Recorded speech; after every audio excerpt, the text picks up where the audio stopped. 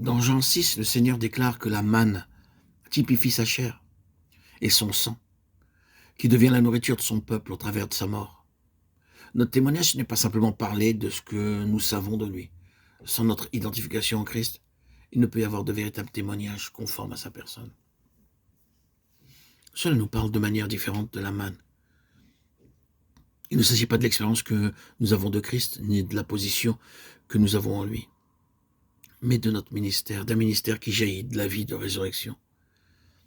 La verge d'Aaron était une chose morte lorsqu'elle fut placée dans la tente du témoignage, mais en résurrection de vie. Elle avait poussé des boutons, produit des fleurs et porté des fruits. La manne nous parle de la vie qui se manifeste hors de la mort. La verge parle du ministère issu de cette vie qui n'a pas été retenue par la mort. C'est le fondement de tout témoignage pour Dieu. Sans entrer dans la mort de Christ, nous n'avons pas la vie en nous-mêmes. Et sans l'expérience pratique de sa vie de résurrection, il ne peut y avoir de véritable ministère. La manne qui parle de la vie qui jaillit de la mort et la verge qui parle du ministère fondé sur cette vie qui n'a pas été retenue par la mort. Ces deux choses ont été placées dans l'arche du témoignage. Et sans ces deux choses, il ne peut y avoir de vrai témoignage. La manne et la verge de Aaron font de nous ce que Dieu veut que nous soyons en Christ. Ce qu'il est devient nôtre. Avec une telle vie qui est la manne et avec un tel ministère qui est cette verge de Aaron, nous avons le véritable témoignage.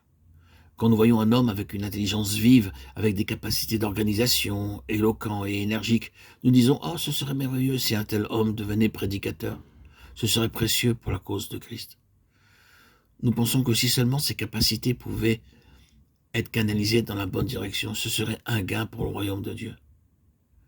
Mais Dieu n'utilisera jamais les capacités naturelles, même si elles sont canalisées dans le domaine spirituel.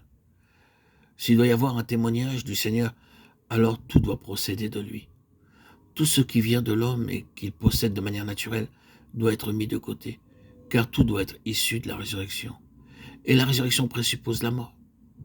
Quel est le problème avec la chrétienté érigée en système aujourd'hui? Les ressources humaines sont utilisées pour l'œuvre divine. Si ce témoignage doit être celui du Seigneur, alors nous devons non seulement mourir à nous-mêmes, mais aussi à nos capacités naturelles. Tout ce qui est charnel doit être répudié, car la vie spirituelle, c'est la vie hors de la mort. Aucune puissance d'ici-bas n'aurait pu faire bourgeonner la verge d'Aaron, car c'était un morceau de bois sec, de bois mort.